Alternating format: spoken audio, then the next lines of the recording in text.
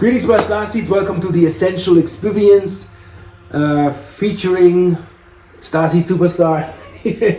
all our superstars to me.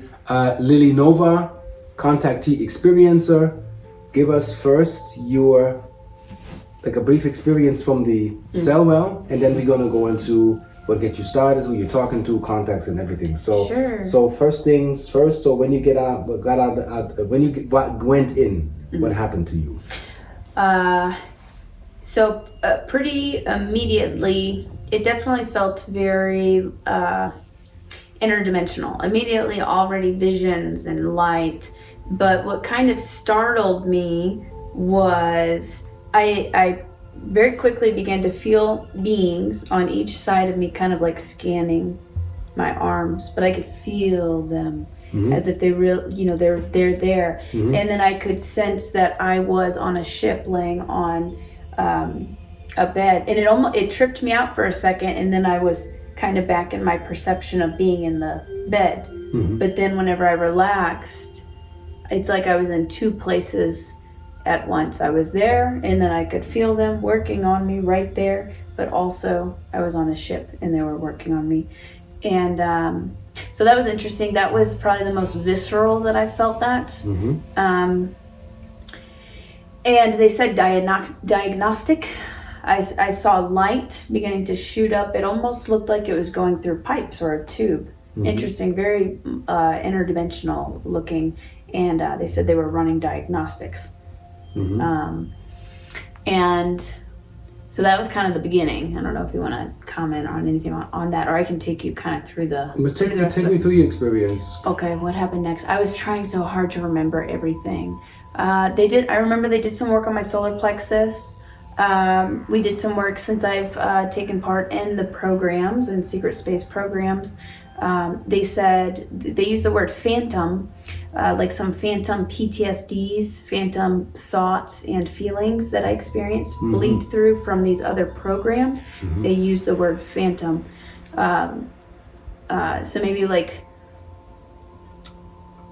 fears that don't come from this lifetime, they come from the programs. So phantom kind of like ghosts from the other side. Yes, exactly. Yeah, okay, that makes sense. Yeah. So they used that word, and they were kind of diagnosing me, analyzing everything, and then I kind of saw a vision of like kind of zooming in on my brain, and then the compartments, the different compartments, and it's like they were kind of moving things around, and I started feeling sensations in my brain, bringing that more whole and helping to heal some of the dark things from the program. So we did focus on that for a little bit. And I was also feeling sensations. I started feeling like I was getting an eye surgery in my right eye. So recently, and I've had a couple of dreams like this where, one of my main talents or gifts is the gift of sight. I can see. I often see visions. I can see beings. I can see the energetic signatures of beings standing right here in front of me. But I often get like telepathy in a visual format. And recently, I've been getting kind of messages that there is a kind of a coating or a veil that's over my eyes, preventing me from seeing certain things. And while I was in there, it's like they took something off my right eye specifically. It almost looked like a contact lens, some sort of like a layer that was blocking some things. And then I started feeling sensations in my eyeball, like I was getting a surgery, like an eye surgery. Different kind of like subtle, not really subtle, it was pretty kind of dramatic, little kind of like sharp little interesting things, like I was getting eye surgery. Yeah, I had a parallel thing where I learned that we have implants in veils to not distract us from the Earth mission. Because if you have everything that's actually here visible, it's very hard to move through this environment. So that makes sense what you're saying there. Yeah, so I believe it's been like a gradual, but also actually pretty amplified and pretty quick, from not being able to see to being able to see, but then there's more layers. They don't want to give it to me too fast, or that would be extremely distracting. Yeah, it's buffered, so they just worked on the right eye.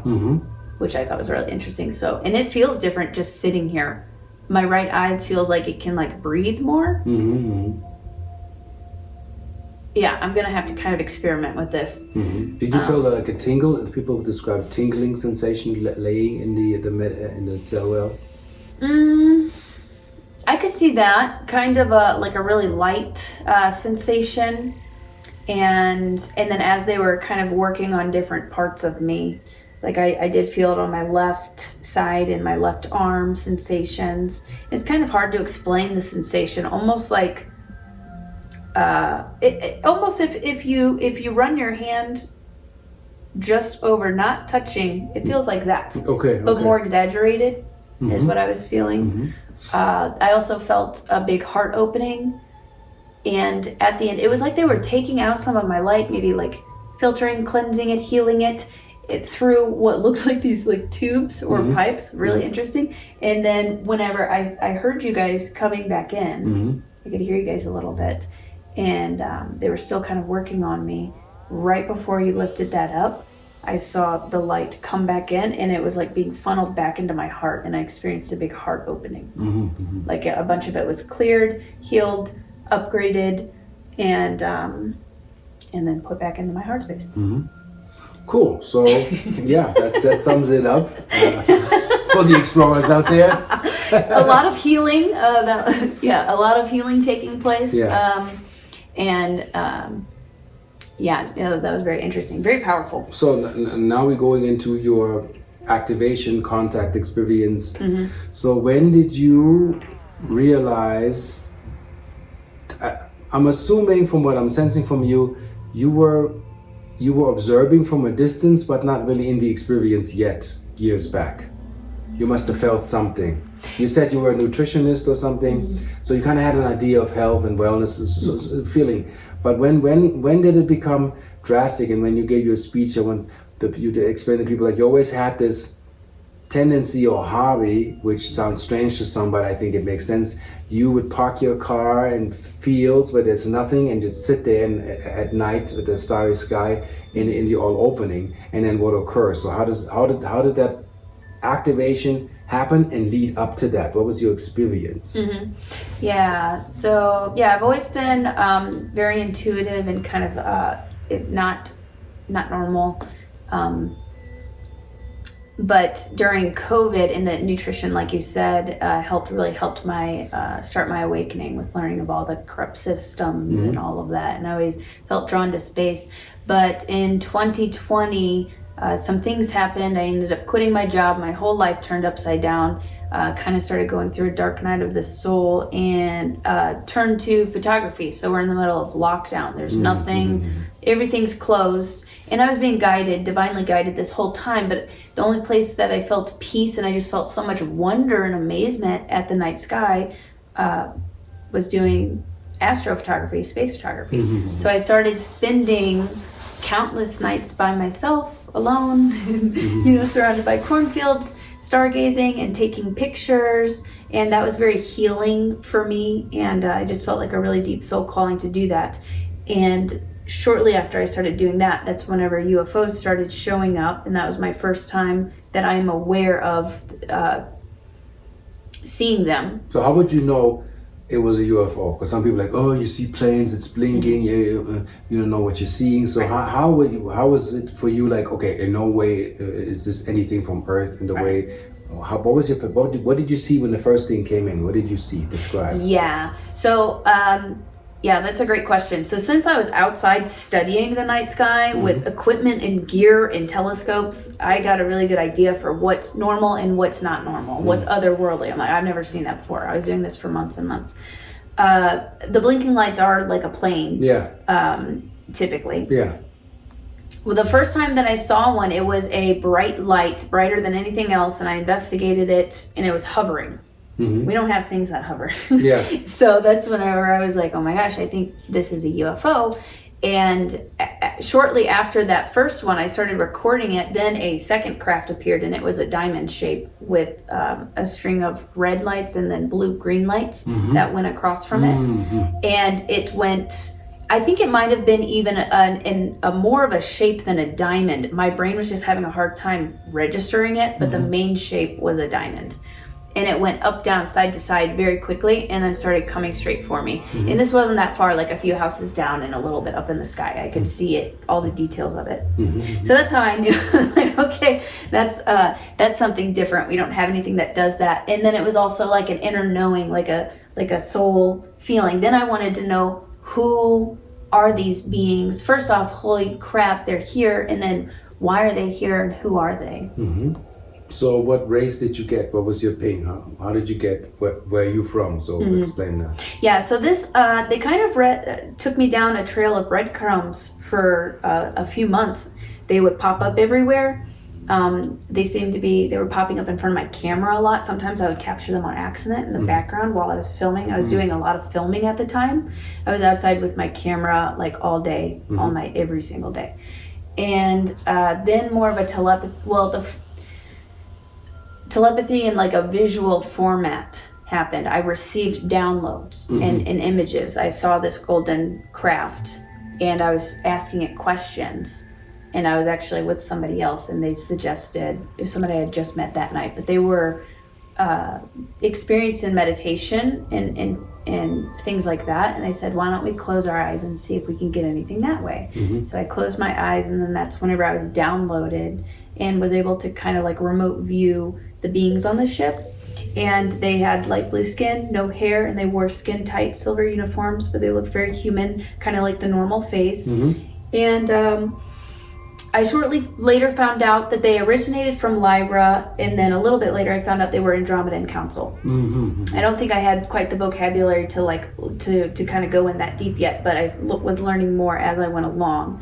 So Andromedan constellation was my main contact group, and then the Pleiadians started coming in, and then I just started seeing everybody. The Arcturians, I see the Arcturians a lot. I believe some of the ships I see are Arcturian. I do have some Arcturian past lifetimes, and Syrians as well, and then Lyrans, the feline beings. So I started seeing a big combination and being contacted by a big combination of beings. One, because I'm a big mutt, but also because the work that I would eventually be doing is helping people to discover their origins and their star families. So I was being exposed to a kind of a big variety of different types of beings. Yeah, I got the impression that us being these galactic mutts is that we are a mix of many star nations to end a million-year conflict. So we are braided into systems to give an understanding to most of the races we have connected with or lived as, to bring peace and more unification of consciousness. That's what was my download. I don't know if that makes sense to you. 100%. Yes, 100%. I agree with that 100%, and that's what I get to. Okay, so get into the adventure when you parked outside, and then the visitations, like a ship in front of your car, behind you, like when they're all coming in. Explain that adventure. Okay. What did you do that night? You drove out and. Yeah, so this was my second time seeing them ever. So I don't know what a starseed is. I don't know who these beings are. I don't know anything. I'm like a clean slate. I went out by myself to an astronomy park and to stargaze, and at about 2 o'clock in the morning, again, I'm like surrounded by cornfields. There's nobody else around. I used to do this all the time. I was sitting in my car and with the lights off, and it was January 2021. And almost 2 o'clock in the morning, I started feeling a strange feeling like I wasn't alone. You kind of just feel like an energy, and you get a feeling. Like somebody. You ever sense something is present or watching you? That's what I have when I'm out there. Right. So I looked out to my right out of the window, and I saw a hovering craft that looked like a bee. It was hovering like a bee in kind of like a bee motion. And then I looked to my left, and there was another one on my left over the tree line. And then I looked behind me, and there were two lights behind me moving. And then whenever I sat back in my car seat, I looked in front of me, and there were lights in front of me, not even that far away, in this very thin tree line. that weren't there a second ago. So then I was surrounded by UFOs. And at the time, I didn't think that, I didn't think that they knew that I was there because my car was off and I was the only one around. Mm-hmm. So I didn't want to start my car and leave and draw attention. And I thought I was clever. So I'm like, I'm going to take advantage of this. I went into full blown like investigator mode, and I'm going to record them, and I'm going to see what they are doing. I'm going to find out what they are doing here. So I just started recording them, and I was kind of trying to wait them out, and I wanted to gather evidence because nobody believed me. Yeah. The first encounter that I had, nobody believed me. So I became determined, like they're right here. So I tried waiting them out. I was gonna leave after they left, but they never ended up leaving. Mm-hmm, mm-hmm. And what's strange is once the sun so I recorded them for like 5-6 hours. Once the sun started to kind of come up, there were these orbs that came over into the field next to me that were not there originally. And I've got videos of this. Mm-hmm. They were kind of like rocking back and forth. I got one orb that splits into two on camera, and they were on ground level with me in this field, like right over there. It was really strange. Around sunrise, the energy started picking up and they started acting different. And the lights in the orbs, it was not like normal lights. It was like a multi-dimensional kind of folding in itself type light, not a normal light. Mm-hmm. So that was really trippy. And I was just kind of soaking it all in. I was really curious. So I just recorded them. After the sun started coming up and I saw a couple cars come down the road, then I was like, okay, I'm gonna get out of here. And then I started my car and left. So, and then after that, I was like, wow. After that, within 2 weeks, I had about 13 sightings. They seemed to be following me around after that. Mm-hmm. And I realized that whole time they knew that I was there. They were allowing me to film them, and I believe they were also activating me. I could have been up on a ship too for part of that. I probably should do a little bit of remote viewing on that. It was over-aggressive hypnotherapy. Yeah, or that too. See if there's you ever had loss of time? I had that sometimes. I've been told, they told me that I have. They're like, you and your mom had missing time today and you had no idea. I don't pay attention to time. But I know that when that specific time, I got a vision of me and my mother being up on the ship and they were working on our bodies like doctors. It was a positive thing. So I'm sure I have. So has what happened to me, intellect changed during contact with upgrades, receiving downloads, data bits, packages? Like the downloads are like you wake up and then there's an instant knowing of a lot of stuff that you didn't read. Right. How did you realize that change is occurring in you, that you're not thinking the way you used to think 10 years ago? Yeah, and it was even happening in the beginning ones too. I just didn't really realize it. But yeah, you definitely feel an expansion of consciousness and you just automatically understand things and see things differently. Like that we are all connected and the universe is intelligent and you can communicate with the universe. And then these beings would start training me about like manifestation and the power of thought and how we are creators. And the universe and these beings, our star families, can react instantly to a thought. And things can manifest instantly. So they started showing me that. But yeah, there was also just an expansion of consciousness. Sometimes I would even see how like energetic codes or kind of the makeup of the universe. Sometimes during an experience with beings, I'll have a very, very expanded level of awareness, and then kind of after the contact experience, I kind of forget. It kind of goes back to normal. But so how do you document your downloads? I have to write it down, or else some of the time I'll forget it, or throughout the day. It's almost like a dream because I can get in a really deep state. I was trying so hard to remember everything that was happening in there. So whenever I get messages, or I'm working on recall, or whatever it is I'm working on, I keep a notebook on my bed, and then I write everything down as I'm getting it, or else sometimes it'll. So as a starseed, knowing you're not from this planet, with experience, what do you think with the activations with your Andromedan Council? And you might as well be part of the council. You said they salute you on a ship, so let's assume you're a commander. Many of us are commanders, and many of us have ships. So as a galactic envoy, or starseed ambassador, whatever you want to call it, what do you think your mission is for other starseeds and for those that are in resonance? What's your main mission? My mission has very much evolved. Originally, it was about showing the evidence, the proof, and that's still part of it. I think that's one of the things that makes me different is I have evidence of these craft. That's how it was at first. And then it became learning, teaching people how to activate their gifts and abilities in their DNA and what's possible. So my star family began training me on that, and this has been like a 24/7 training. I called it Starseed Boot Camp. That's what I call it. Yeah. That it is. Yeah. It's really a lot of times it's overwhelming what's coming in. I just wing it, but it's not like, oh, there's a 2-foot wave, let's take that. And you have your little surfboard, which is your mental gear. Oh, there's a 15-footer, and you gotta take it. Right. The next, okay, let's go. Even if I go under, you come back out and you handle it. That's how I feel. Yeah, exactly. And it's nonstop.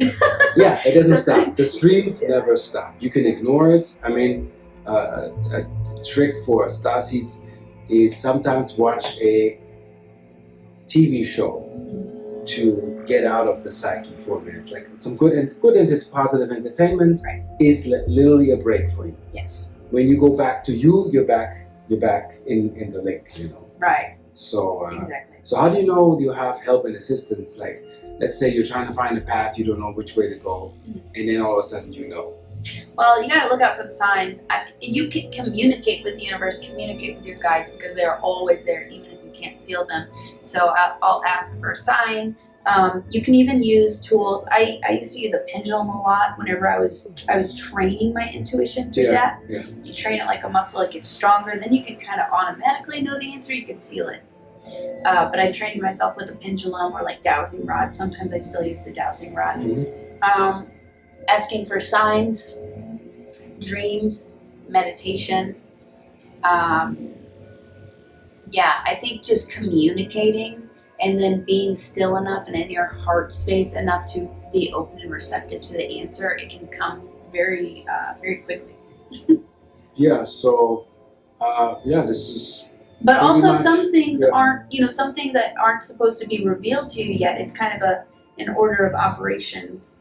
So, there's still things that I don't know the universe is going to surprise me, but I'm just kind of going with the flow. So, to wrap it up is how can people find you, under what name, and things that you do, future, or whatever retreats, whatever you do, give that real quick and then we're complete, Okay, so I post often on my YouTube channel, which is Lily Nova Starseed. My website is lilynovacontact.com, and I have a bunch of workshops and courses and things on there, sessions. I do a lot of live activations on YouTube and other types of content. And for the future, I am really loving the retreats, teaching people in person, getting people together and going to these powerful sites. I've got two coming up in Mount Shasta in July, one coming up in Sedona in April, but that one is probably full already. There might be a spot left. So also the Journey to Truth Conference, which I hope you can make it also. Where will that be? It's in Grafton, Illinois. Okay. Yeah, Grafton, Illinois. That's next in May. year? Yeah, in May. Okay. I'll In May. investigate. It's the best conference of the year. There's bonfires, there's Sasquatch on property. Oh, wow. Okay. Yeah. Well, that sounds interesting. Yeah, it's a big family event. So I'll be speaking at the Journey to Truth conference. Well, it's Rebels of Disclosure is the official title of it, hosted by Journey to Truth podcast. So that's kind of what I've got in the works. Okay. Thank you so much for being on the show. Thanks for having you. It's been so nice, and thank you so much for letting me thanks try for out the event. experience, and I most certainly will see you on the flip side.